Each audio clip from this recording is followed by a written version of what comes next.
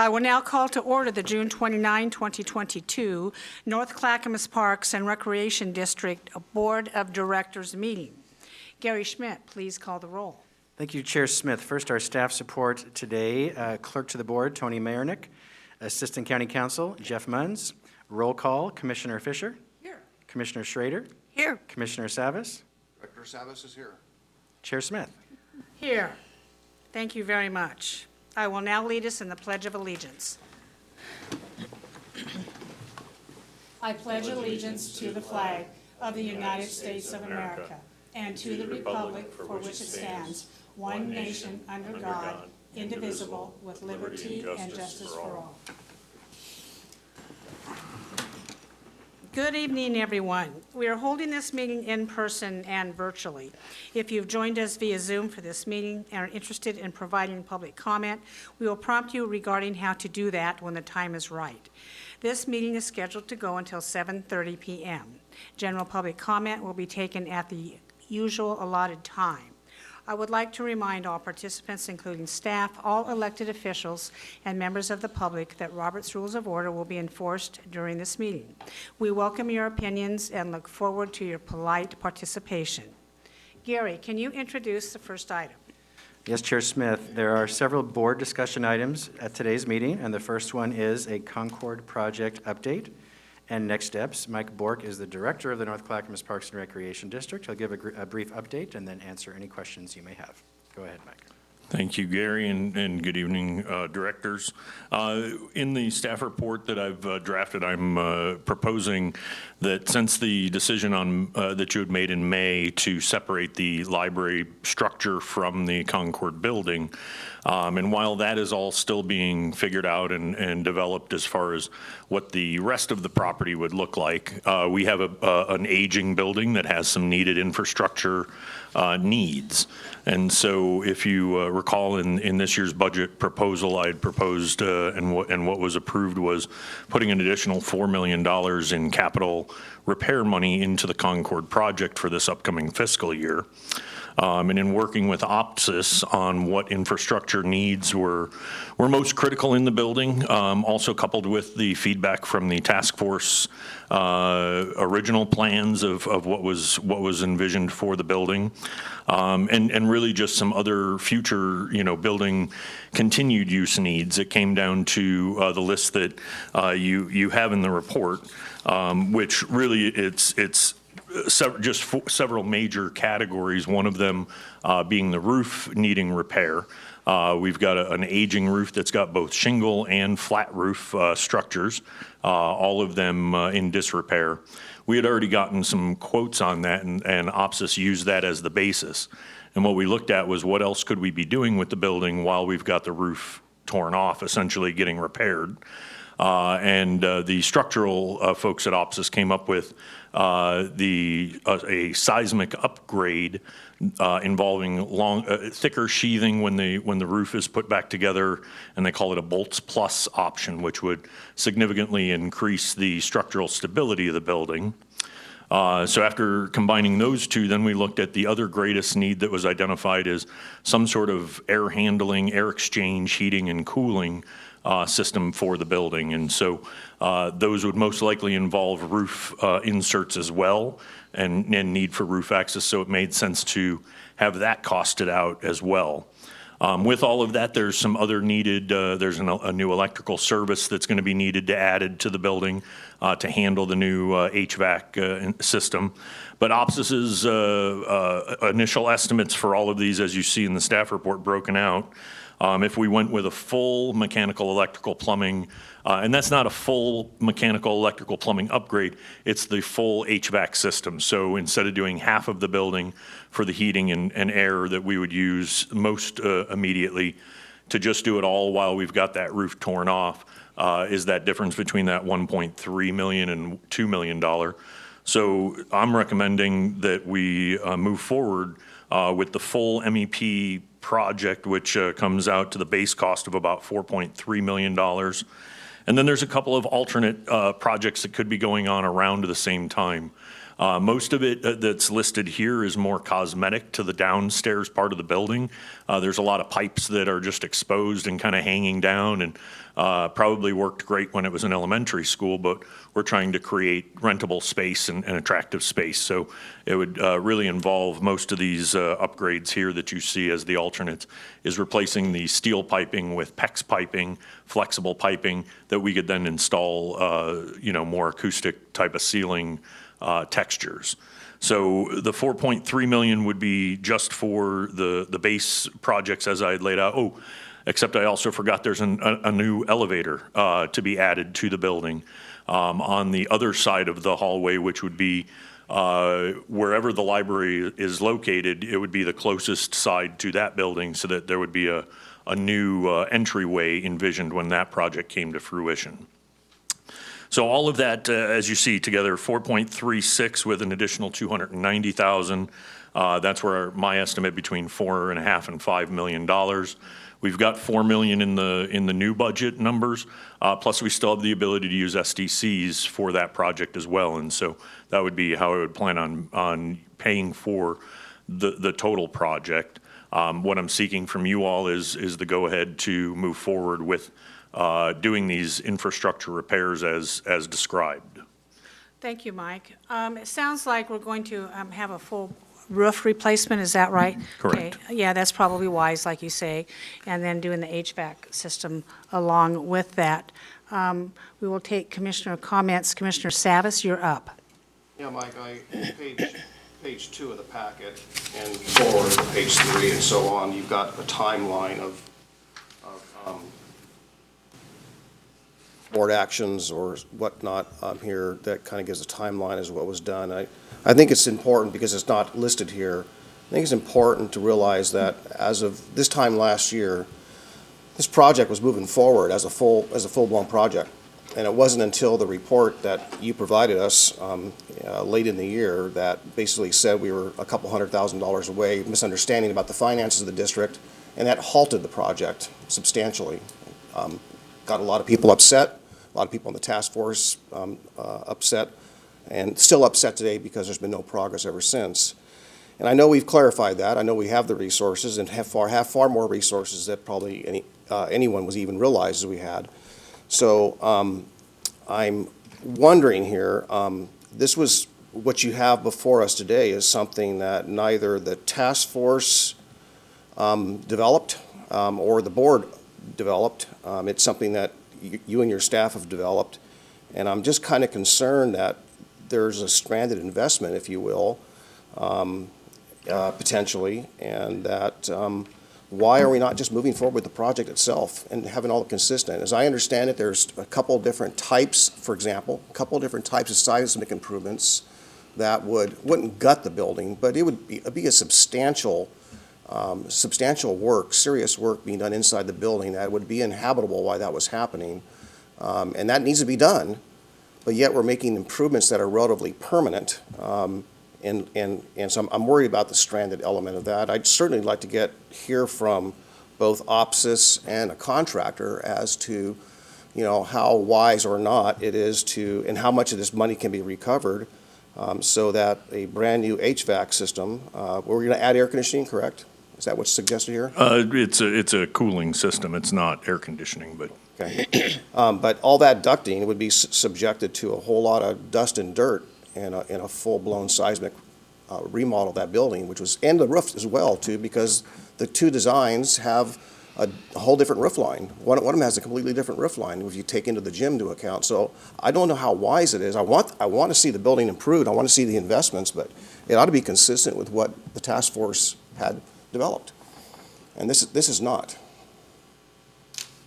Can you help me out with that if I'm mistaken anywhere? Can I respond? Chair, okay. We are using information from the task force. That's where I said that we based all of these improvement projects based on what had already been in the original plan, the option 1 plan. I still stand by the fact that we would not be able to pay the additional $20 million gap in the original plan. And throughout this process, we've talked about the phased approach. This is part of the phased approach. This isn't new projects. I didn't just make up the roof replacement. It's needed to be replaced since we acquired the No building. one said you did. The seismic improvements are based on recommendations from OPSIS as a seismic improvement, with others that would be made as we've talked about in task force meetings, as we made other improvements. So for instance, when we put in the new elevator, around where that shaft is, there will be seismic upgrades made around in that area where things are pulled out. As we develop other areas, as we develop the phase 2 part of the plan of other uses in the building, if we develop that area, seismic upgrades would happen at that point. But the OPSIS seismic folks or structural folks, when I said we are looking at other options for seismic other than that full-scale option that was discussed, this was what was recommended from them. I trust the experts. And this was something that had been worked into the original plans for seismic upgrades, roof replacement, air handling systems, and an elevator. All 4 of those are in the original plan. Have I taken this specific plan to the task force? No, right now we've been in a limbo with the task force. They're getting brought up to speed on other things, but I approach this from not a task force project issue. These are infrastructure improvements. That's one of the reasons that I had recommended to put the additional money into this year's upcoming budget, was to be able to handle some of these things that, whether the library is here tomorrow or 2 years from now or whenever, these improvements still need to be made to the building. So I don't think it's leaving anything, abandoned. So when these improvements are made, it will allow usage of the building. Correct. For what? Well, I mean, the building is already usable, and we have been running programs out of that facility since we acquired it. Camp programs, gym programs, et cetera. What this is going to do is after the project is done, it's going to give us better insulated roof, new roof structure, so the new insulation is going to give us a lot higher energy efficiency. The new air handling, heating, cooling system is a high efficiency, one of the green technologies. It was actually the same system that was recommended in the original project, just on a whole building scale. So will the building be able to be used while these improvements are being conducted? There may be some times where we have to shut the building down when certain parts are being done, but from what I've understood, the building should be open most of the time that these things are happening. Are you expecting to do roof repair during the non-rainy season? That's what we have to figure out, is timing of when to try and get this done. Okay, all right. Commissioner Savas? Yeah, if I can continue. So Sure thanks you for can. responding to the question. So Mike, I've been to all the DAC meetings, I believe, and NCPRD Board of Directors meetings. I haven't been very many, but I'm here. I don't know that we've actually approved a plan for the design that everyone has found. I mean, have we actually married, because we talked about a gym, not a gym. We talked about a number of things. So it seems like the plan or the design has not been firmed up. I don't recall, did the Board of Directors, we make a decision to approve a design? I'm talking about the original design, your option A. When the building was attached, all of these improvements were all the original identified needed improvements to the building itself. That's the plan that I'm referring to. So when I'm talking about the plan being, I'm trying to honor that original option A that we couldn't afford and try to parse it out in 2 phases that we can afford. The reason I stopped at that $5 million number is that's about what I think we can afford with what we put into the budget this year in use of SDCs. Okay, I guess, Mike, maybe I'll try one more time to ask. If the option A that you pointed out was an attached library, we agreed, and the board did agree, you're right, inside the packet here, it says the board agreed to not have an attached library. So if it can be consistent with option A, which was an attached library, why are we making modifications under a plan design in which we're not going to move forward with? Because you had said that I wasn't paying attention to what the task force's desires were. And the task force developed that original plan. In that original planning document, there's a series of kind of main points of what the community wanted out of that facility. These were the infrastructure level ones that doesn't include the community space or teen space or the new gym or any of those use improvements. These were the infrastructure ones that I felt were appropriate as the expert with 30 years of facility management experience of being the things that were most effective to use with the money that we've got on hand right now, and not delay that part of the project any further, because it doesn't prohibit us from putting that freestanding gym. That gym was always designed to be separate from the building. Doesn't prohibit that. Doesn't prohibit any other of the other plans that had been talked about in any way, shape, or form with the rest of the property. These are truly infrastructure needs for the building itself. Chair, I won't belabor this any further, but I do think it might be wise to make sure that what we're doing here is consistent. The task force did vote, and the board accepted the desire not to implement an attached library, which is part of option A. But option A was also had a gymnasium, which is going to have its own roof. So that's what I'm trying to figure out, how those projects get married or not. It's not clear, and there was not one design that this board said adopted as the move forward. So that's where that inconsistency I can't reconcile that as of now. Well, let's have further discussion. We have a couple commissioners in the queue, and Gary, would you like to address that? Yes, Commissioner Savas is correct. The district board has not formally approved the design of the future of Concord School. You have not. The improvements Mike and staff are recommending are things that need to be done regardless of what happens to that building, regardless of what you decide. It needs a new roof. The elevator needs to be for accessibility purposes. So we're just seeking your feedback tonight. If you don't want us to go forward, we won't. This is a discussion item. We want to hear your feedback. But Commissioners, Director Savas is absolutely right. The board has not made a formal decision on the future of that site. But these are just improvements that could be made until you make that decision. Commissioner Fisher is up next. I have a question. We thought maybe we would have this meeting in that building tonight, but we weren't able to do that because... Technology issues. So when, I understand HVAC and a roof is not technology issues, but would, with these improvements, also improve technology so we could go out into the district, or no? Not these improvements. We're making other technology improvements. We just don't have our Wi-Fi router and good internet in the building. So that's already keyed up, ready to go? Yes. Those are a part of other improvements already going on. Okay, because we need the hybrid model, as you know, and we Correct. weren't able to do that this soon. Okay, Commissioner Fisher, and I think Commissioner Schrader wants to speak. Yeah, thank you, Chair Smith. I appreciate this report. I appreciate the clear definition of sort of the bones and the structure and where we're at with Concord School, and you may not be able to answer my next question, but a while back, we got a series of letters from people that live in the district, and one thing that was near and dear to my heart in some of those letters was an interest in a performance space. And so I'm just curious about the timeline for, working with the advisory board, getting all the plans put together, and when will that be solidified, and when will be our next decision point on those pieces?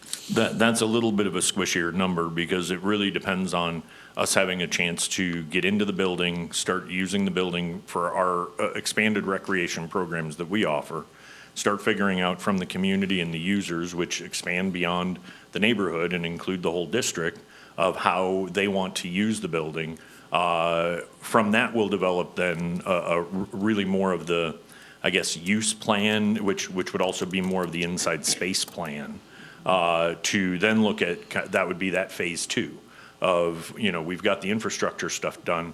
Now let's look at how we would use the building and what improvements need to be budgeted for and planned for to put in things like a gym or a big community dance space or ballroom type space, things like that. I see that as the second phase once we take care of the things like the roof and air handling, seismic, et cetera. Okay, and then the frame of the timing will be I would say that would happen after the infrastructure, which I would hope to be, within the next year if we got to go ahead to pursue that. to try and have the project completed within the next year. And while that would be going on, we would be making the plans for the next set, and we would be bringing the board information, after all of our public information gathering pursuits were finished, and bring you all a consolidated report.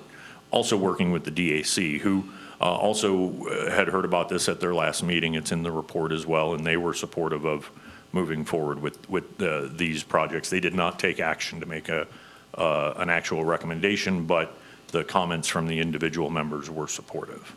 Thank you. Why didn't they take action?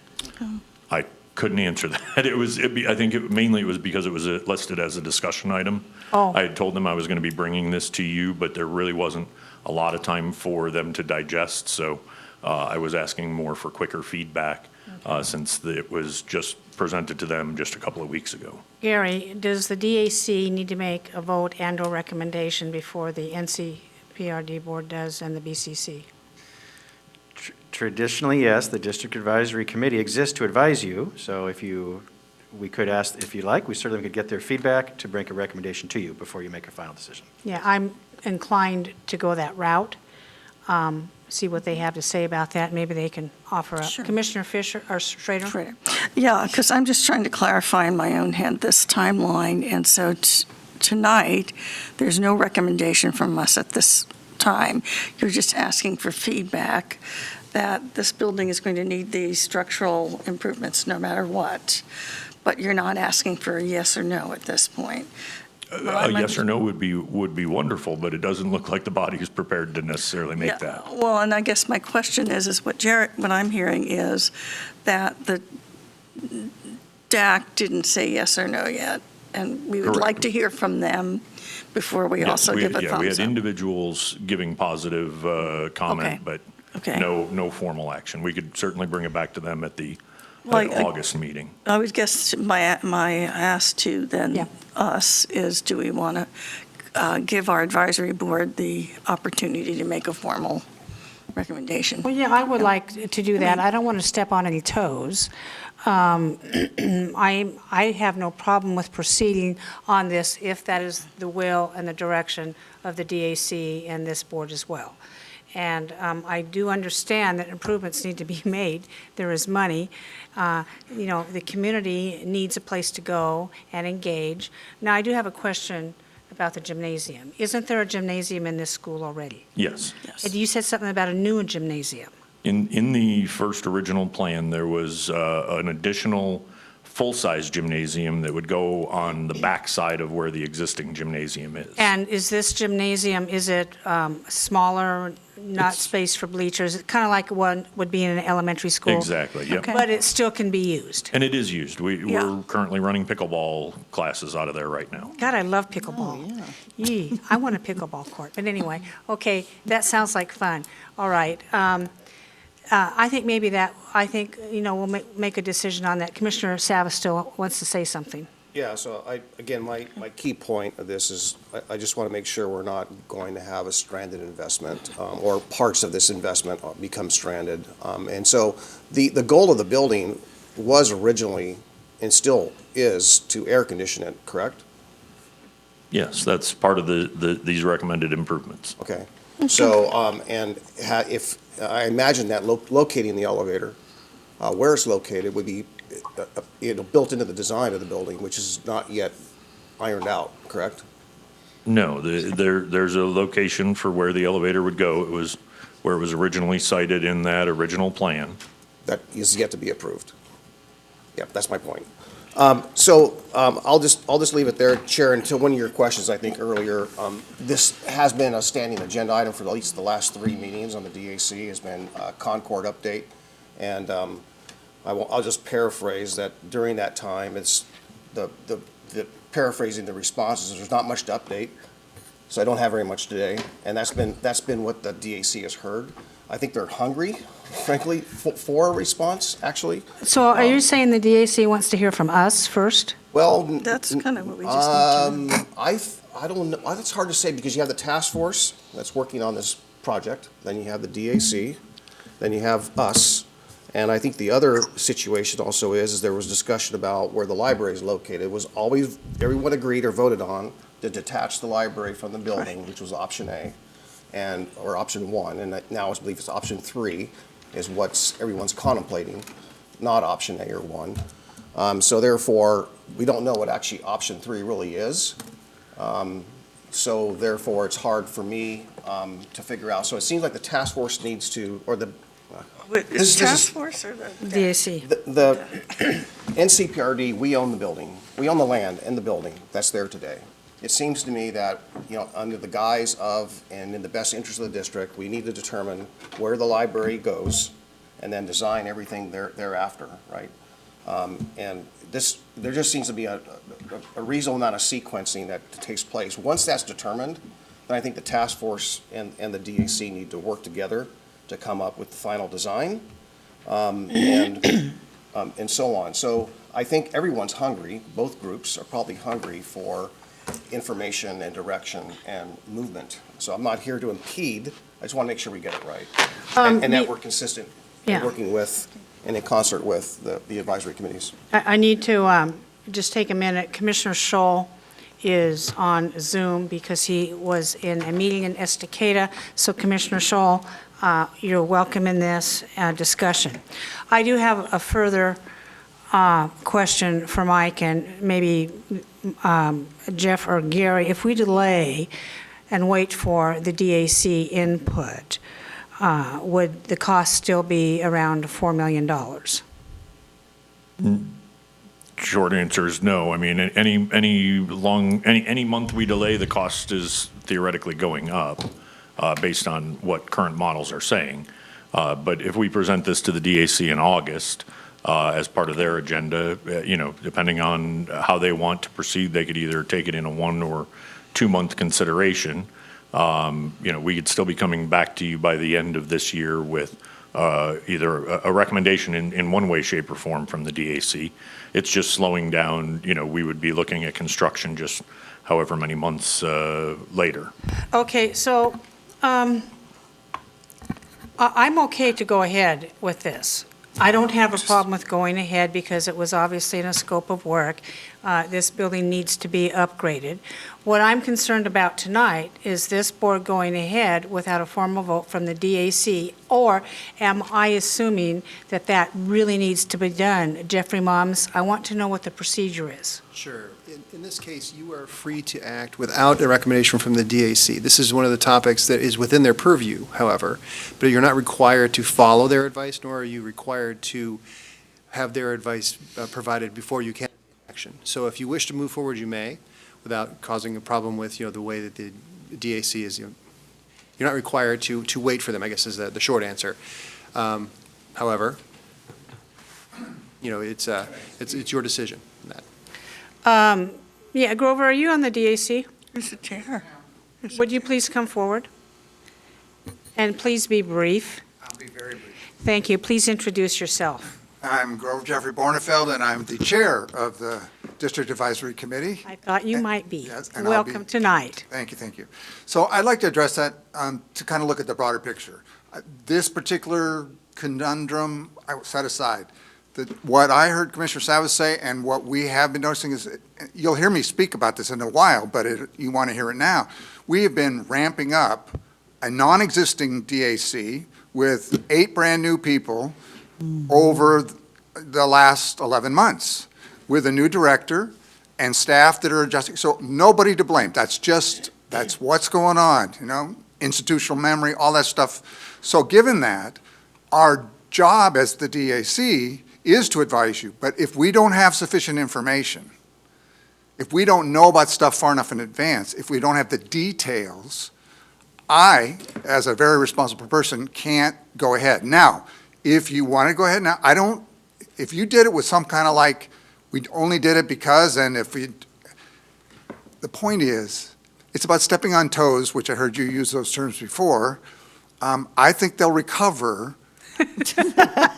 But I do think we need to focus on having us be able to, over this next year, ramp up to be the fully functioning DAC that our bylaws call for, that So are you telling me what I'm understanding is you desire to moving forward on a project, however, your structure for doing so within your bylaws aren't quite there yet to do that? No, the amount of information we have about the details and where it fits, and there's the important part. We do not have a set of priorities for the whole district. And who sets those priorities? Well, we can make a recommendation, and then the staff and Well, we have a director who is attempting to set a priority here. Correct, And then but that is it's- his job. That's not what it's not what the bylaw, excuse me, it's not what the budget says.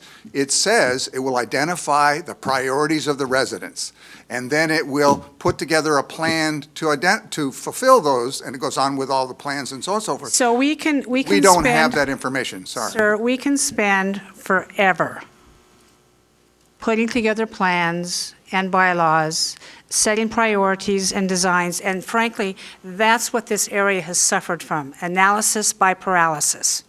And nothing is going to get done.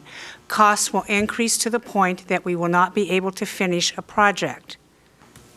So somebody is going to have to make a leadership decision and vote to move forward. We can't help it that the DAC has not formalized their bylaws. No. Are unable to make decisions. So somebody is going to have to make a decision, and it's going to have to stand, or we cannot make a decision, and then nothing is going to get done. Did you have your hand up, Gary? I did. The District Advisory Committee exists to advise the District Board of Directors, but the District Advisory Committee does not see every piece of business first before it comes to you. Otherwise, we don't need you. Let them do it. So there's a fine line. The bylaws state exactly what the DAC reviews and what they don't. I'm sorry, respectfully, they don't approve everything before it comes to you. That's not their job. And we'd be stuck in bureaucracy forever. We would be, So and- the question tonight, this is a great topic. We can bump this back to the DAC, have them advise you, and be back to you in short order. Thank you. Oh, I know you're in the queue. We're going to have, the attorney wants to say something. Just shortly, I think, to support Gary and what Grover is saying, as they've been getting this DAC up to speed, normally they would have been taking decisions about budgeting, input, and these priorities in advance of budget season. And so because they're coming online, that normal process would be something will be followed in this Right. coming fiscal year. So this is coming to you from the director at this time to fill that role where normally would have gone through the DAC. Okay, I understand that, and I'm not criticizing the DAC. I understand that. It's a new model, new membership. You know, basically, we're still coming out of COVID, and we're still getting up and running, and if anybody's sympathetic to that, it's me. But we do have to make decisions, and we do have to move forward on projects because it's best for the community. Correct. And just to clarify, I appreciate your comment, definitely. And it is, if this next year is a matter of providing all that kind of information you spoke about so that the next budget has our input based on priorities, I'm a happy camper. Oh, wow, Grover, okay. Commissioner Savas. Yeah, so I want to just not add another level, but if there's anyone's going to have bruised toes or going to have bruised toes, it's probably going to be the task force. And Grover sits on the task force, but he's not the chair of. But it's important to say that they have more ownership in the design of this building by leaps and bounds and years and hours and hours, and thank you, hours and hours and hours, and thank everyone who's watching. 4 years. For hours, for years on this project. So that's where the bruised toes come in, frankly. But you know, we're just talking about an HVAC system and a roof. $4 million as I see it, $4 to $5 million. Yes, and it's going to have to be done, whether we convert this to a library or not convert it and have a freestanding, whether we add a gymnasium or not, these repairs still have to be made, correct, Mike Bork? Correct. Okay. If we delay, if we wait, we could lose an opportunity in that inflation is starting to rack all of our construction projects. So I'm going to recommend, based on what I've heard today, is that we move forward with this. If any of the DAC task force members want to send us an email, they can do that. I mean, this has been discussed ad nauseum forever. This what, Chair? Making any improvements to Concord, we need to start moving forward on something for the community. We need a project for the community. I understand that. Any other comments? I've said, I won't repeat myself. I said what I said. Okay, good. Well, Gary, what's the next steps? So I'm not clear on the board's direction, so you're not taking any vote tonight, but if you are giving the head nod for staff to move forward, this would all come back to you on consent agendas, of course. But we just need to know, can Mike and his staff move forward on these improvements, or do you want to go back to the DAC? Well, you want a head nod or a vote? I'm confused on what we do here. Right, I just said, no Okay. vote is necessary. Okay. We need you to give us a direction, move forward, and then it comes back to you to consent agenda, or pause and send it to the district advisory committee. I'd like enough time to contact the folks at Opsis and whatever contractor bid this to make sure that there won't be much of a stranded investment. That's the comfort I need. That's my original point. It's still my point. It's still my concern. I'm all for the improvements. Don't want to hold this up. I don't want to see a stranded investment. I want to see a project that's consistent with the final design, which is yet to be approved, that everyone agrees on. And we're not there yet. Oh, go ahead. Sorry. Commissioner Schrader. Okay. Commissioner, I am so No, sorry. I like that compliment, Chair Smith. You can call me Commissioner Schrader I anytime. know. I'm sorry, yeah. So Grover gave a head nod. I'm good with moving forward. I'm very concerned that we delay and delay and delay, and then costs are rising. So with Grover's head nod, But I want to be clear, I was talking about that they can go and find out more data, and it'll come back to get approved or not approved. That- oh, okay, so you don't want us to move forward. I with- didn't say that. I understood what he just said. What you're going to approve is that, Gary said it, it's going to move forward to find out more stuff, and then you'll still get to approve it at a later time. Well, a consent agenda can happen very quickly to allow it. That, if we say go forward, we're going to have it on consent agenda and we're going to approve it, and it could happen very quickly. Okay. And so I'm giving my head nod based on your head nod. But if you want to retract your head nod, Grover, I'm going to retract mine. It is a complicated thing, and I am reasonably confident that most of the things that are being discussed are going, so I hear your concern about stranded assets. If we're going to keep the building and we're going to use it, it's in the heart of the community I live in. We are so lacking places to meet, do anything. If it's in line with that, we haven't finalized the other stuff, so I never want to disagree. I appreciate your point. I also am 4+ years into the task force, and it took us 2+ years before that to get to there, and I definitely want to do things that are in line with the intention of the community that I speak to. Yeah, and I'll just say one thing that I'll just use a different word, is that there is a number of the task force members that are quite distraught. Then how come they're not here tonight? Because I mean, this we is not, have- this is the NCPRD board, They this is can not the come. task force. We have one person here tonight. We have gone out of our way to have an evening meeting with lots of chairs and lots of invitations that went out. I mean, Tony, how many do we have online that want to talk later or listening?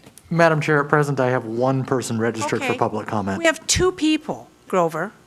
And if this task force wanted to get involved in this process, or if the DAC wanted to be involved in this process, where are they? This agenda was posted last week. Those members out there knew that we were going to be discussing these items. I have not got one email from anybody saying, no, don't go forward, or yes, go forward. So I'm having to think that since we are the elected officials in the county that make decisions, we are going to have to make a decision. The task force is separate from NCPRD. They can still show up. Commissioner Savas, I know that. I don't need to be schooled in governance. What I'm saying, those are people who are independently citizens of this district. If they wanted to see this denied, they should have come and said something. If they wanted to see this approved, they should have come and stated their opinion. I just don't see anybody out there contributing to the conversation, but yet we have a parks director who is trying to do his job, who has been charged by us to do the job, to take care of our parks, to take care of our assets. We have given him the money to do that. He has brought a proposal before us to do it, and now all of a sudden there's confusion, Mr. Bornfeld. So I'm having a little bit of trouble with that. Martha, you're up. So, I'm kind of feeling like we're in Groundhog Day.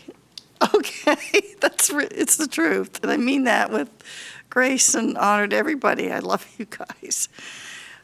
I don't think it's going to be, okay. I think it's okay to fix up that building for safety or to start doing some things with it that are just basic roof, safety, kinds of things. Let's at least move forward with that.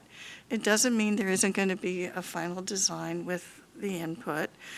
I'll be glad to talk to the task force at some point with Paul if necessary, but I don't think it's a bad idea because I think the building is going to be used. It is going to be used. People have wanted it to be used. They're using it now. And this is just stuff that you got to do with an older building. So I don't think we should overthink this. Does that make sense? I'm not trying to offend anybody, but we tend to kind of circle the drain a little bit sometimes. So let's at least get this done. It doesn't mean that we're not going to talk with the task force and the DAC to get your input, but it just seems like it's pretty basic stuff to me. Elevator, I know the grand design isn't finished yet. That's still an upheaval, but if we do wait, we're not going to get just the basic repair stuff. And I don't think it's going to be, I just don't see it in the future as a stranded investment. I think it's going to still be the heart of the community. So that would be my advice, guys, because the groundhog will keep coming up again and again and again. And I love you guys, but my gosh, we have 3 committees for one. How much more can we try? We're really trying to listen to everybody. Does that make sense? I'll be happy to address that when you'd like to hear. Okay, all right. Well, I know we're not perfect. Okay, No, it's not about being perfect. We're not perfect, but let's. I think it's a good idea to get the repairs made. I think that makes sense. Okay, and if people are upset with me, have them call me. Yeah, have them call me too. I'm okay with that. Yeah. Commissioner Scholl, were you able to listen to this conversation, and do you have any comments? I don't want to exclude you just because you're Zooming in. Commissioner Saul. Yes, Chair Smith, I apologize for the glitch in my schedule this afternoon. I've been listening to this for the last 15 minutes. I'm just tracking on it. I don't have any comments for you right now, Chair Smith. Okay. Okay, do you object, Commissioner Scholl, to moving forward on this for the minimum repairs for the Concord project? No, listening to the discussion, I think maybe those minimal repairs would be a prudent idea and not a bad investment. Okay, I have heard from all of our commissioners. I think we have at least 4 head nods. If more information wants to come in from the DAC or the task force before this appears on the consent agenda, we will be open to that. So we're going to go ahead and move forward unless there is some really, really solid reason why we should not, because the community deserves to have an upgrade in a good place. I definitely agree with your last comment, and I appreciate all the thinking that goes into that.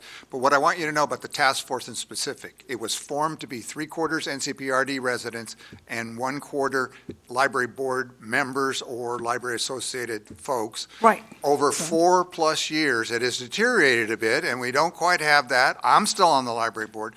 But the part I want to speak to is this in fact going to do part of the seismic stuff, which has been a big howl in favor of doing seismic stuff from the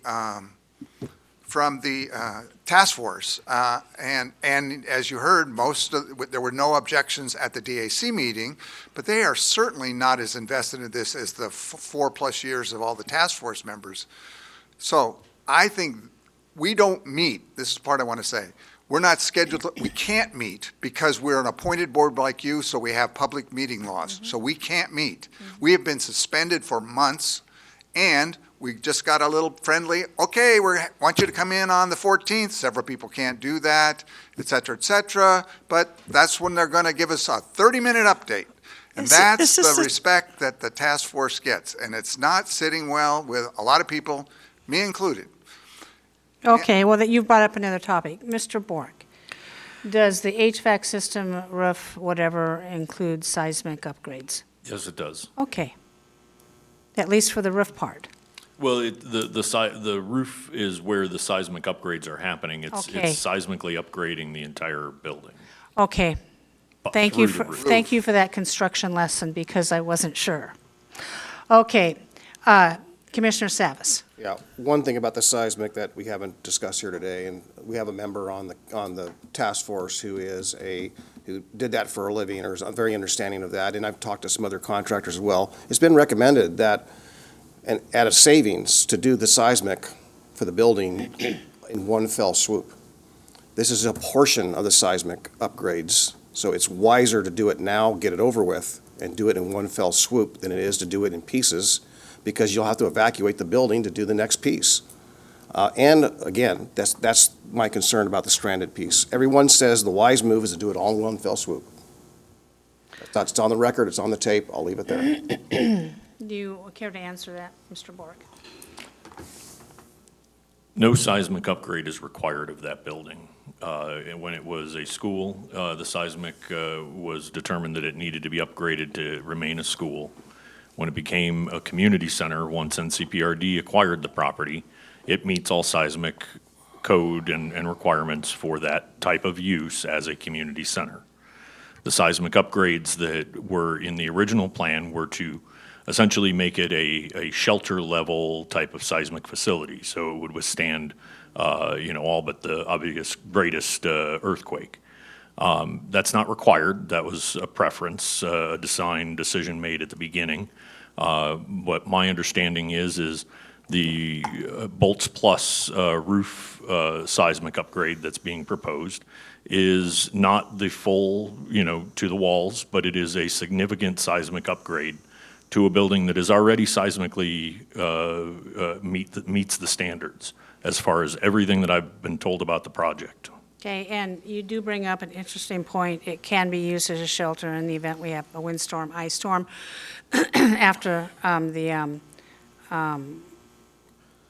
repairs are being made, after the repairs are made. Well, that, again, it depends on what level. I would have to check with the structural engineer that's put this plan together to find Well, out. you can do where that it would- later. Where it But would I'm going to tell qualify. you, in times of great harsh emergency, people will congregate to a place that's there. And nobody's going to be taking a look at the little plaque on the wall, whether it says this is an authorized shelter or not. And that's what I'm talking about in great, great emergency. So Gary, I think you have 4 head nods to move forward on this. Keeping in mind, Mr. Bornfield, thank you very much for your contribution and coming forward to this. And if anybody wants to send some emails with some extremely compelling reasons why we should not go forward, we will take a look at that. However, they must be very compelling, and the reasons must make sense. Okay, we're not going to hold out for a new library, so I'm going to say that right now. If we have folks on the library task force that say, oh, don't go forward on this because we want our library, that doesn't count. We do need to make these improvements to this moving forward. Right. And I want to clarify, the task force was specifically the Concord Property Library Planning Task Force, and that's why it had that mix. And the majority of people on that are very pro-library, Right. but there's a large majority that are pro that building. Okay, good. They're the people that helped save it and so on and so Good.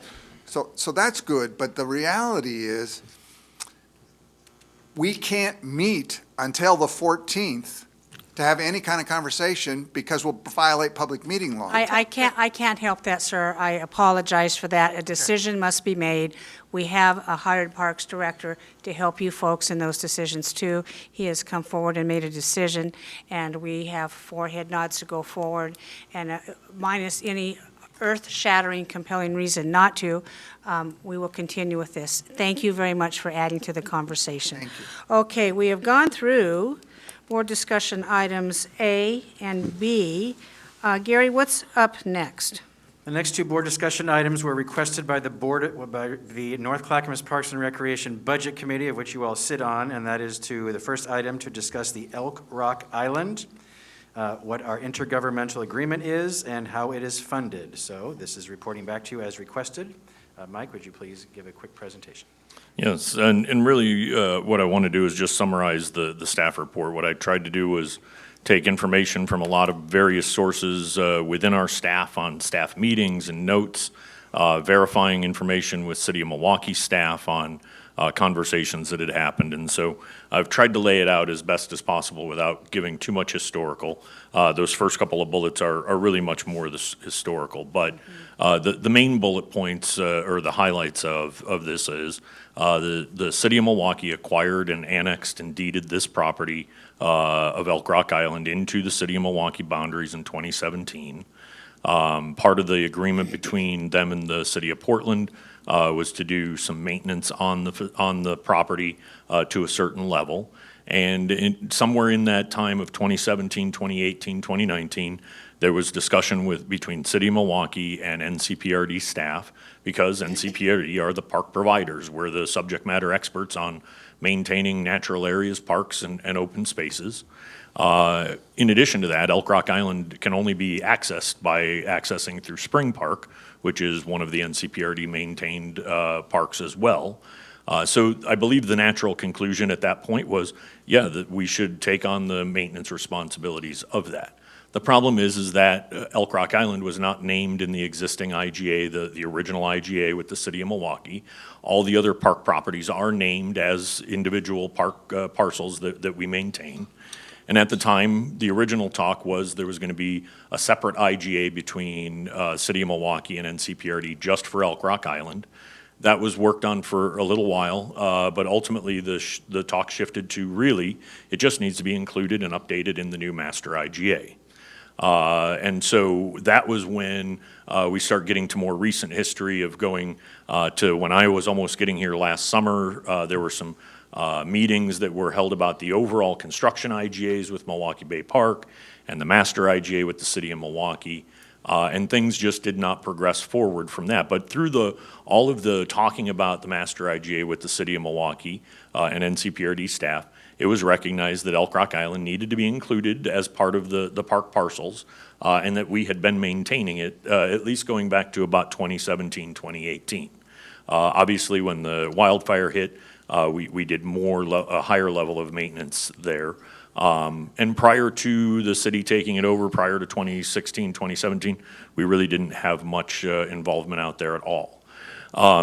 So where we're at right now is, as far as I'm aware, due to the fact that the City of Milwaukee annexed this property and has the deed to the property, it's included in the City of Milwaukee's boundaries. Our boundaries are also the City of part of our boundary is also the City of Milwaukee boundaries.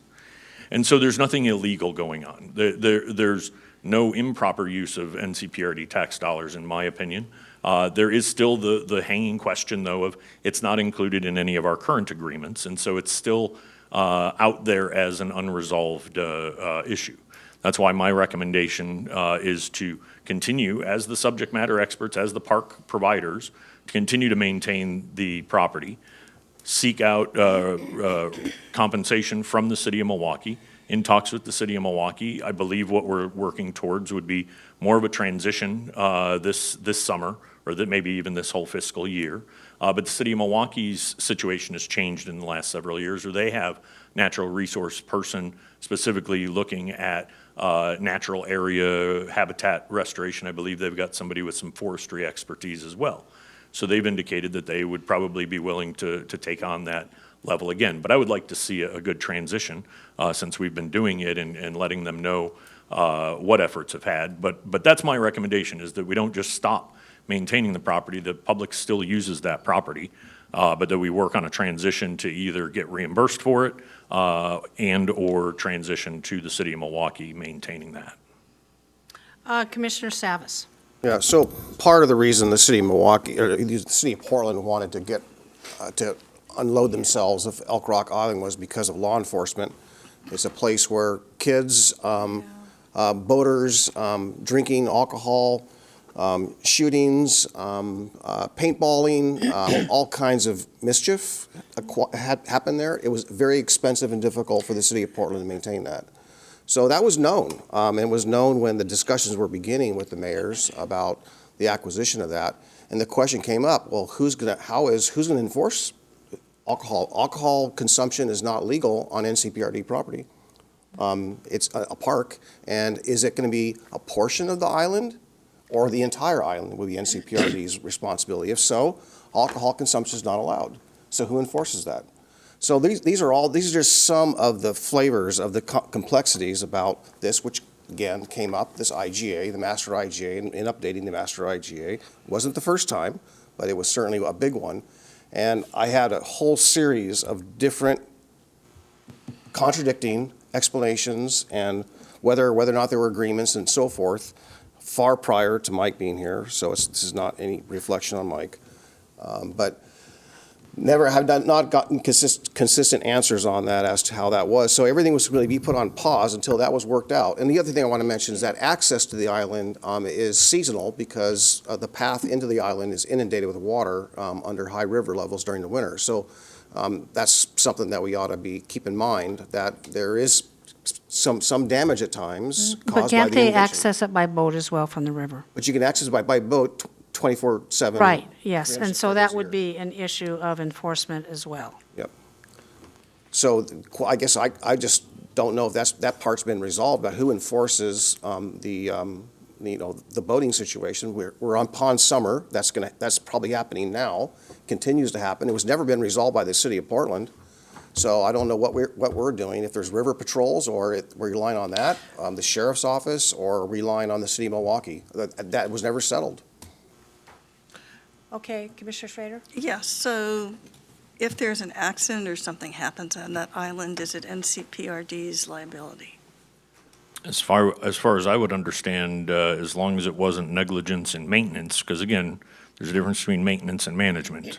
We're going out and doing maintenance and habitat restoration efforts and things like that out there, but we don't actively manage any of our park parcels. We don't have any park police force. We don't have security patrols at any of our facilities, Spring Park and Elk Rock Island included.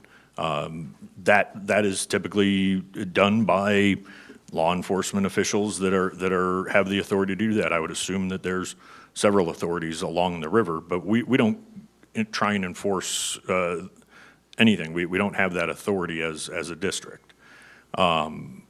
So, the level of maintenance that we do is fairly nominal. Again, to remind everybody of a almost $11 million operating budget, it's about $24,000.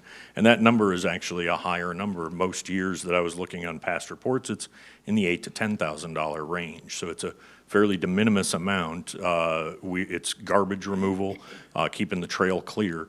But if somebody were to hurt themselves out there, doing something on the other side of the island that short of, again, something that we would be negligent for, and I would defer to our legal counsel to verify that. I need to, yeah, I was going to say, if you don't mind, because there was no IGA. We have been putting county money into it, and when someone gets hurt or whatever, who's on first in terms of who's going to get, as you know, sued for something like this? We can't prevent getting sued necessarily. Right, Can we prevent but- having to pay any money? This is more our concern, right? Because people can always dream up some reason to sue us.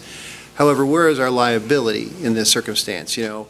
Mike is correct in that if we do something that leads to the problem, like a faulty or improper maintenance or some improper type of work out there that leads to an accident, it might be something that would cause some liability for the district. But if it's somebody going into Elk Rock Island and doing something on the property that causes their problem, just a natural condition in an area open for recreation, that wouldn't necessarily lead us to any liability, because it's just they fell off of a rock that was there as a natural condition. And it's something that is just, if they got on the property from the water side, they weren't safe about how they did that, and it led to their injury, that again wouldn't necessarily be something that would subject the district to a negligence claim. And it is the area that is patrolled by, not patrolled, but would be an area for Milwaukee Police Department, and then through other support agreements, whether it be the Sheriff's Office or the Portland Police or whoever is patrolling the waterways there and other, types of law enforcement response. But as far as our liability, it really comes down to, what are we doing on the property and what are the conditions that we're aware of that are a danger, and are we posting things? Those are all things that, Commissioner Savis is correct, through an agreement with the city of Milwaukee, we could put some of that stuff together and what level of maintenance is it going to get. But as a natural area, there's very little that is done for those areas because it's left in a natural state. I will say my opinion, I'm not a lawyer, so you're making me feel more comfortable, but you're right, we can get sued no matter what. The optics of this one isn't so good, folks, okay, really, and because we were maintaining something without it, being transparent that I didn't know we were maintaining. I mean, it should have an IGA, and I would strongly suggest that we move in that direction. And it does say in this narrative that it was progressing in 2020. And of course, between everything, and I'm assuming things fall through a lot has fallen through the cracks with all of these projects, not from anyone's fault, but I believe the pandemic and any kind of fires pretty much halted everything. It was not our priority as we were going through these major systemic things coming at us. So I'm going to say no fault, with this at all, but I think this needs to be fixed in a relationship with what is going to be the outcome with our relationship with Milwaukee is going to have to be part of that discussion with it. But I do think that I can understand why some people would be kind of pissy about it. Does that make sense? Excuse my French. What action do you want to see, Commissioner Schrader? Well, I'd like to see if we can get a formal IGA with Milwaukee, or if they choose to leave the district, how are we going to manage them, this being all their stuff? And we're not involved in those discussions, Mike. You guys are, right, with staff, okay. And we kind of have been putting district money towards it, so I do think perhaps a reimbursement may be in order as part of those discussions if it comes to that. So that's what I would think. So do you support the current staff recommendation? Let's see, let's read And that. I will read it. Staff recommends that NCPRD still maintain Elk Rock Island at the current level of maintenance, which is approximately $25,000 per year. Staff further recommends that we seek reimbursement for funds expended in the FY 22-23 budget from the City of Milwaukee until such time as another agreement provides different provisions, either by IGA, contract, or anything else. That happens. So I do think we need to go, so I guess what I said in a very long-winded way is, let's get reimbursed, because by nobody's fault, it wasn't actually Jaken in place. And we're not going to go after people. So, like I said, we had so many multiple emergencies, one after the other. It's understandable. This was not on a radar in a way that was comfortable. So let's do that, okay? I think the recommendation's a good one. Let's ask them for the money back. Yep. Commissioner, We didn't have an agreement with them, so. Commissioner Savas? Yeah, the alcohol thing, the alcohol comes in by boat or comes in by trail. They walk through the trail during the summertime. My concern is about some of the people that actually want to use Elk Rock Island for, a walk, the experience of a trail, all of that. And sometimes are intimidated by folks that are more mischievous than they are. And so if it's a park and you are basically inviting them onto the park, their safety is important. I think that's the responsibility of who, Mr. Munns? In this situation right now, the Elk Rock Island, it's set up as a natural space, and so there isn't, park employees out there monitoring it as far as the alcohol and the appropriate use of this park. If there's an inappropriate use under park rules, it would be referred to law enforcement. What I'm saying is if a park user wishes to walk out to Elk Rock Island and they encounter someone who is drunk or mischievous and they are hurt by one of these folks, and the park is a park, who's responsible? The city of Milwaukee or NCPRD? If they're hurt by somebody else using it, the person who hurt them is responsible for the injury. Who they would call in that circumstance if they were hurt by another user would be law enforcement. Yeah. They can certainly call the Parks District in this circumstance and say, this is, happened in the park, but the park would then, of course, refer that to law enforcement because of what just occurred. If it's the inability to use the park as they would like, and not, when you take the question about somebody being injured out of it, then it would be something they would refer to the Parks District and say, look, this is going on in your park, and then the Parks District would refer that to Milwaukee Police Department for enforcement of the park rules and to deal with the illegal activity, perhaps, that's occurring in the park. So it's a complex question depending on what exactly occurs at the time. Are there posted hours at this park or any other park in NCPRD? Well, this park's not officially in the Master IG, as we just discussed. And so as a natural area, I don't believe a lot of the natural areas have a posted set of park hours, but they are through the parks ordinance for that. Yeah, we've gone full circle. You made my point. Thank you. Okay, so, Board, do you have any problem with the staff recommendation at this time? Is it okay to go? I'm good. Okay. Commissioner Shull, are you there? Yes, I think moving ahead with the staff recommendation is a prudent idea. Okay. All right, thank you very much. Gary, what's up next? All right, you have 20 minutes left in this meeting, Commissioners. The last discussion item is System Development Charge Zone updates. This also was a request by the NCPRD Budget Committee to have a quick discussion. Mike, go ahead. And so I'll try and keep my staff report brief. We're currently, what we wanted to provide you is an update of where we were at right now.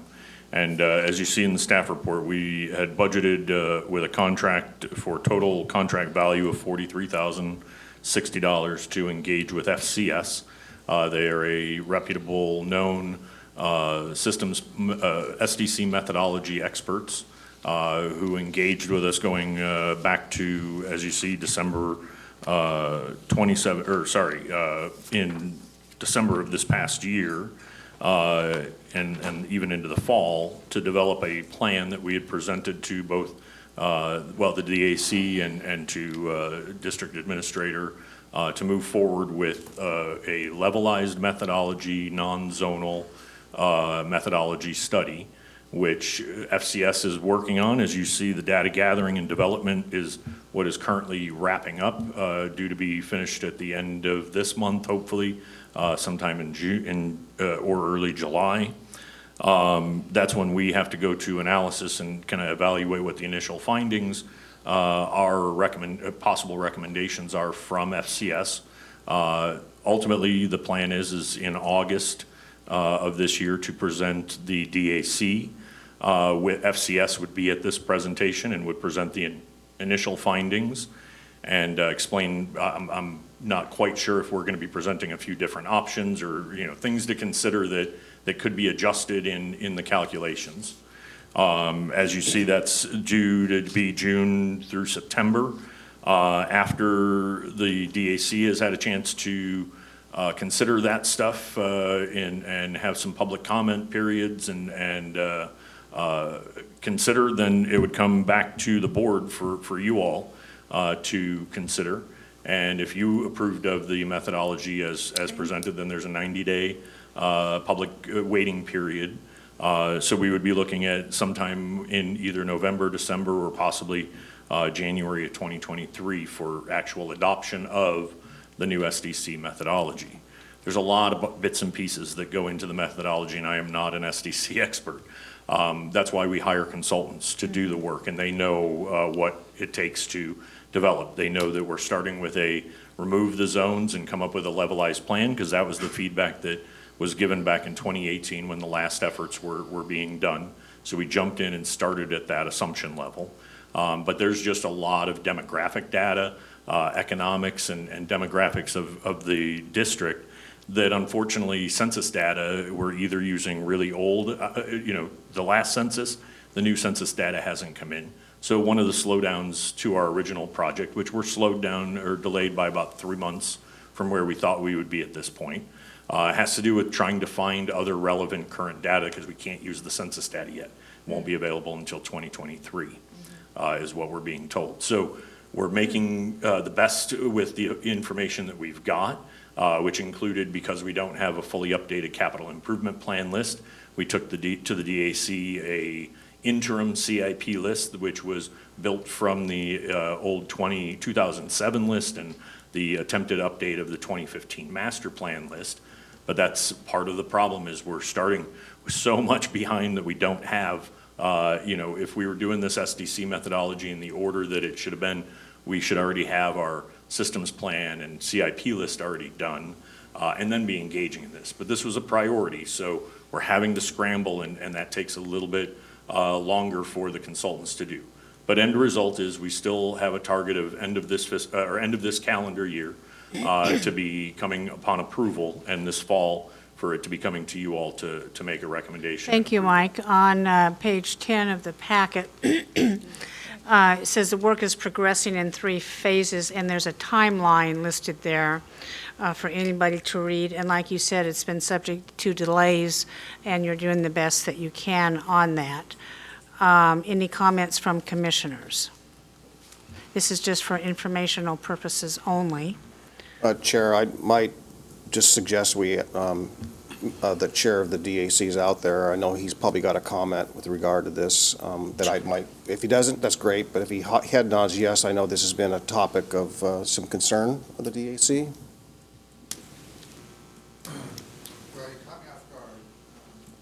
Grover, would you like to come forward? And can you please be very brief, because I know you want to talk at the end of this meeting, too.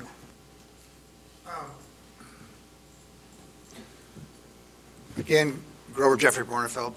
The only comment I really want to make is not unlike the one I made before, that without the information of actually knowing what people want to do, I understand it's a long process, so I can't object to that. But I do know that the CIP plan was an interim draft, and we approved it exclusively for the purpose of being able to let the study go forward. And I'm actually agreeing with what Mike just said. We still haven't done the master system plan. We still haven't done the outreach to find out what the information is. And I know you think it'll take forever. I'm from the citizen side, and I'm hoping it's going to be the best thing that ever happened to us. And I've been doing this kind of work for a long time. Yeah, so we'll wait for the reports to be finished and the DAC to look at it. And Okay. this is an update, and I appreciate the update. And bring us updates as necessary. Will do. Okay, thank you, Grover. Well, Grover, stay here, because you're next. Oh. All right, that's the end of the discussion items. Under other business is a report of the Chair of the District Advisory Committee, Grover Bornfield. You've already met him, but Grover, please take a few moments to update the board. Okay. Thank you. Brief. So I really can't help, though. We wouldn't be sitting where we were if we haven't gotten support from y'all. So I just want to keep outlining that as we go forward. So it's a long process. We are changing the way things are done, and we have just selected on the 15th of June 3 new and reinstated, well, we can't reinstate, you'll all be doing that, but renominated 1 existing. And we've had significant growth with the new people who came in to do this. They're getting active, they're out in their communities, new friends groups are starting. So the activity is growing, and I am very excited about what this master system plan, which is also in the pipeline, but we're waiting to get the right people and so on and so forth, but it's on the budget. Having that thing unfold and get broader and broader involvement. We had our CPO meeting last night. The people are just itching, I live in Jennings Lodge, are just itching to be included. And it's been for so long we haven't, no present company are involved in that, but it is a change that I'm committed to supporting. So that's what I want to say about that. Thank you. I have one other thing I want to say that I think I didn't get into that part. It is that, well, I'd just be feeling things. Just take your time. I mean, Thank you. The thing that is important to me, and as I'm quoting the county administrator in his budget statement, and he did it last year and he's doing it again this year, that the performance clackamas for NCPRD calls for to identify the priorities of the NCPRD residents, and then to develop strategies, plans that will address those priorities. And that's the part that I think is most lacking. And then it goes on to say, and then to develop programs, policies, activities, and services that are aligned with those. Now, I couldn't agree with Mike more. That hasn't been done for years. When we're dealing with a master plan that was last approved in 2004 and a capital improvement plan that was last approved in 2007, we had a bit of turmoil during those years. I watched it all, and then the lawsuits, and so I'm really aware of it. So I'm seeing we're going to build it. I'm optimistic, and I'm looking forward to having 3 new, 1 returning members joining us and doing the work to go through this. But I want to restate something I said before, which isn't in my notes, but I want to be clear about it. It is the ability to be informed. The amount of numbers that we don't know. I mean, so I'll now speak for the task force only in that for all those years, oh, don't worry about the money. Don't worry about the numbers. Well, phooey. That isn't how it turned out, and that was one of the biggest upsets. And it happened when I went on the library board. Oh, no. Here's it, but just prove it. Looks good. No, we want to understand these things. We are representatives of the community. We're not here to tell people what to do. They do a great job. But we need to know what's going on so we can, not pencils and paper clips, no. But where $4 million investments, okay, for me, I think we're going to go forward with that building. I don't think we're going to get rid of it, and it is in the middle of my community. We have nothing. So if nothing else, I hope, Mike, that it'll lead to that we can have community meetings in there and have okay. So for me, it's not lost. It's a whole building, but I don't want to rebeat that one. So I think I have covered, one more thing. It is with your support that we had been able to shift to proportional representation. That had drifted off. It was there in the first 10 years. It drifted off course. And with your all's support, we were able to go out and do the work, got a really exciting group of smart community volunteers that became an implementation team and a task force, both of them approved by y'all. We came up with a process on how the community could actually recruit and nominate their own people. Thanks to you, we are able to do it again this year, even though, so we're going to have to figure out, I would love to hear specifically what we lack because it doesn't violate the bylaws at all. It expands on how part of those processes are done, but I've got years in bylaws and that's normal. You don't put everything in the bylaws because we have to go back and change it if, hey, we're going to use red lights instead of blue lights, And then so it is the continuing this process for community outreach. It is making that, the DAC, this is what I wanted to say earlier before, having the DAC be able to hear this report and say yes, that's not a representation of the community. That's 11 people who are community members, but is that representation? Do they speak for the community? As opposed to the original model, the model that I advocate for, is that you have core groups in all 5 areas. The city of Milwaukee has a core group from the get-go and still does. I'm not faulting them. I want to replicate that. I've been saying it for years. So we're starting to build core groups. And over the next couple of years, we will have significant core groups starting off as friends of or whatever they are, but we will be able to find out what people want. People will be heard. Their opinion on things will come forward. So we can't just get, here it is, next week you're going to have to tell us the answer to this. No, we need more lead time on stuff. That's all. That importance of building that community involvement is critical, and it goes a lot faster than I thought it'd be, but I gave a lot of it before. Any questions? I don't, and thank you for coming tonight. My pleasure. Gary, what's next? Next is District Administrator update. That's me. In the interest of time, I will just say I thank the North Clackamas Parks and Recreation District staff for the incredible work they do every single day to serve the public, not only of the district, but our entire community, maintaining parks, programming, and outstanding community services. So thank you, Mike, for you and your team's leadership. That is my report. Back to you, Chair. Next is public communication. This portion of the agenda shall be limited to items of district business which are properly the object of board consideration and should be nonpartisan in nature, as the NCPRD Board of Directors is a nonpartisan governing body under Oregon Revised Statutes and County Code. Testimony is limited to 3 minutes. Comments shall be respectful and courteous to all. As a reminder, you can email submissions for public communication at bcc@clackamas.us, and these will be accepted as part of the public record. However, we will not be reading them at this business meeting due to time constraints. I will now open the meeting for public testimony, and I will take the first person to testify that is here.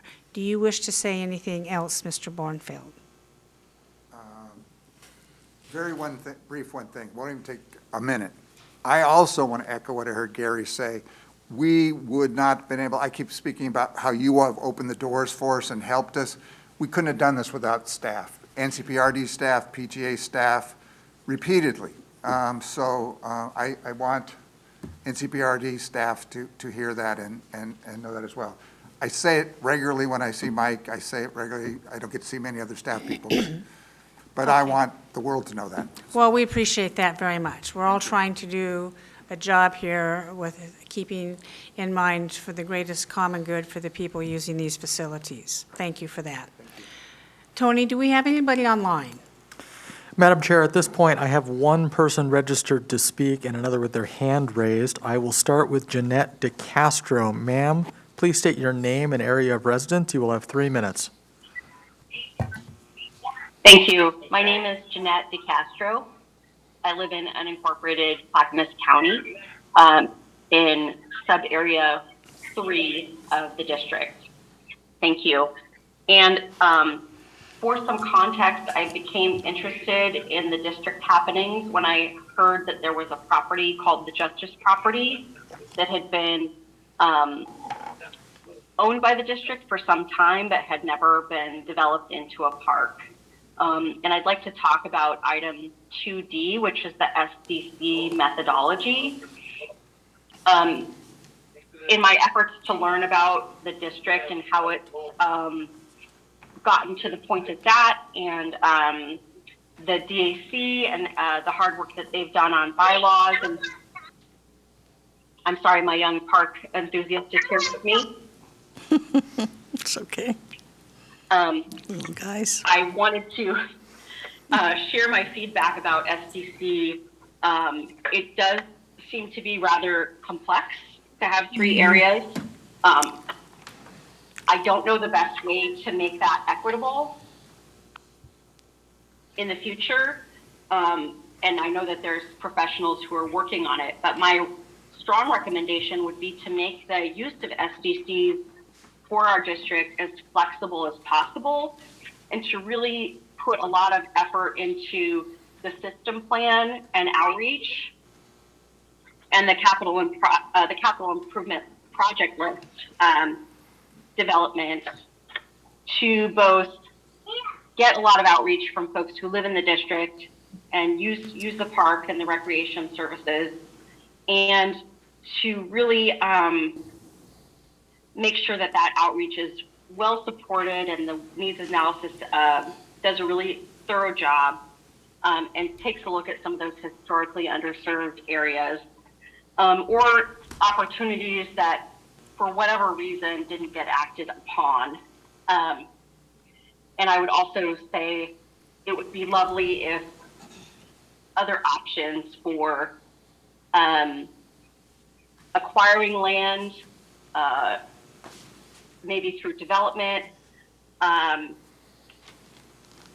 would be looked at as well. And full caveat, I don't have a good handle on code in our area or land use. So just some way, knowing that construction costs are always going to be escalating, some way to get land that's available for park development would be really exciting to me as a district member. And I'm really excited that a lot of things are happening at once, and Director Bork has assured me that the systems plan and the outreach is going to be really meaningful and intentional. And so just try to get the SDC stuff wrapped up and then move on to getting a list of things that are going to get done so that we can actually use park land and park services. Thank you so much. I'll wrap it up there. Take care. Thank you very much. Tony, who's up next? Madam Chair, the next speaker will be Thelma Hagenmiller. Ma'am, please state your name and area of residence. You will have 3 minutes. Good evening, Commissioners. My name is Thelma Hagenmiller. I'm a resident of the Oak Grove area.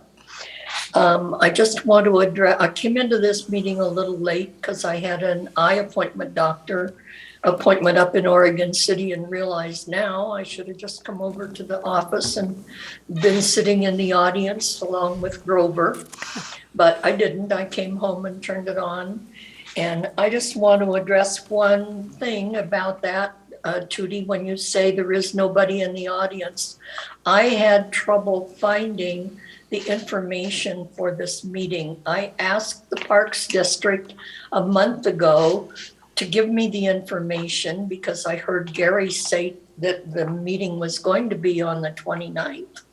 And I could not find that information. I had to send an email to the Parks District, to Jessica, yesterday in order to get the information. Now, after she sent it to me, it is on the website. I'm not criticizing that, but it's buried on the website, and I'm pretty good with trying to find information on the website, but I couldn't find it until she sent it to me, and then I did a more in-depth look.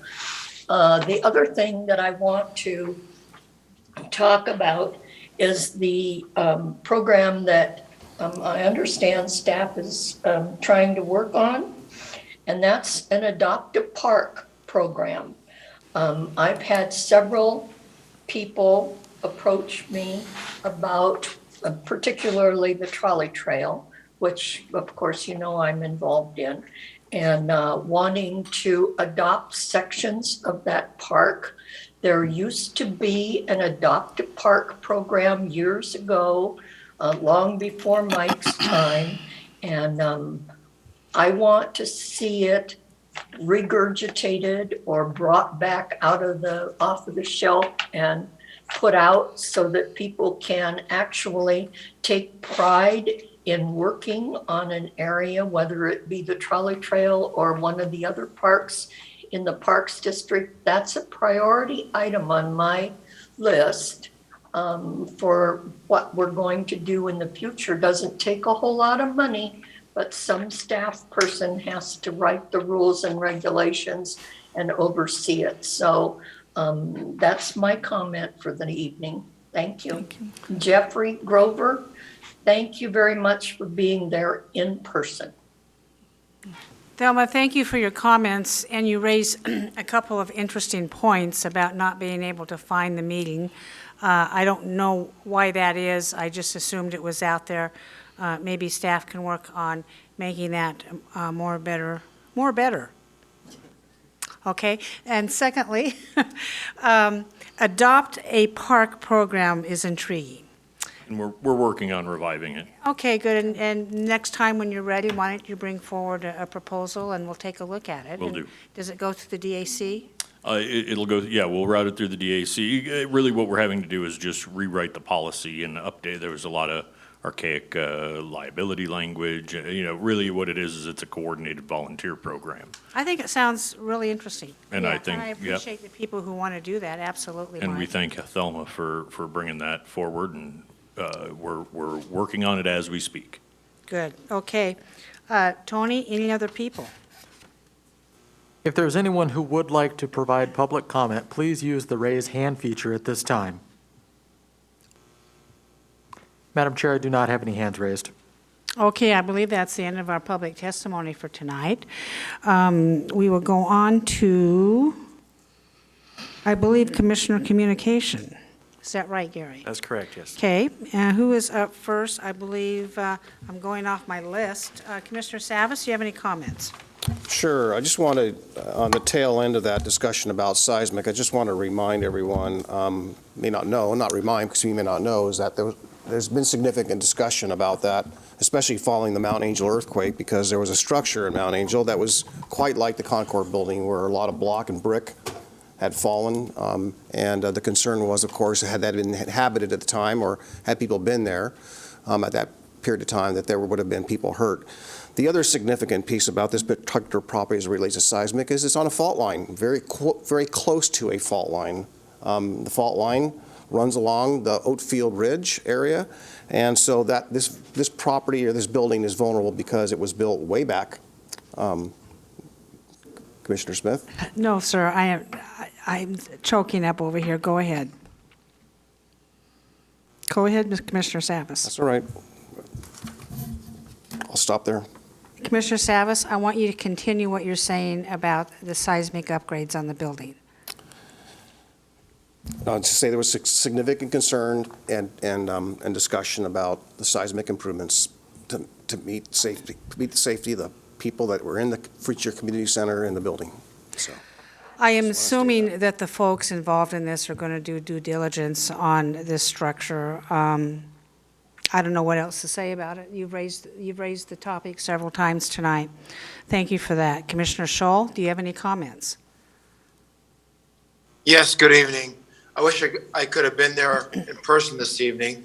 I just want to thank Mr. Bork, the NCPRD staff, and also Mr. Bornfeld and the DAC for all the work you're doing.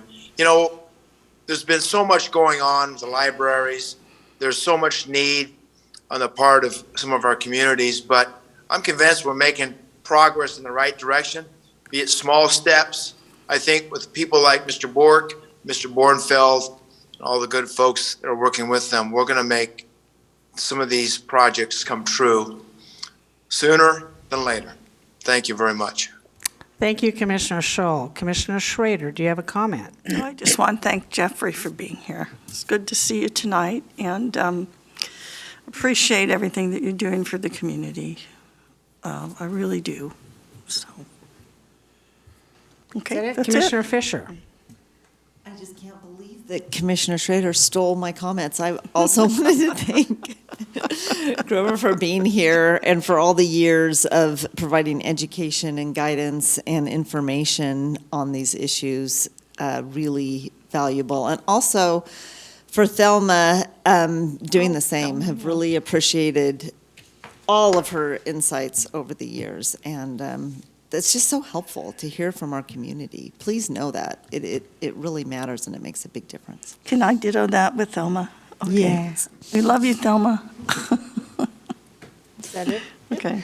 Yeah, these decisions are never easy. There's always, different opinions that come up and questions are being raised, but I'm one of the people who believe if we wait for absolute perfection on any project, we'll never accomplish anything. And we can analyze and go back and forth and paint different scenarios, and none of them are wrong by any means, any stretch of the imagination. Commissioner Savas brings up some good points about seismic upgrades, but I also know I was involved in the spring break quake where those bricks fell off the building, and our high school in Molalla was destroyed. It was built in the 1900s. Thankfully, nobody was there because everybody was on spring break. But I think we do the best we can. I think probably all buildings along the fault line going up and down the state of Oregon, California, into Washington are not seismically 100%, but we're going to do the best we can under the monies we have available. And let's face it, folks, we have to start living. We need to get out there, and we need to start living, and we need to start enjoying ourselves. And if that means we spend $4 million on a roof, HVAC system, and an elevator, then we start doing that. We start living, we start enjoying ourselves. Thank you very much for staff, everybody coming. See no business before this board. We are adjourned.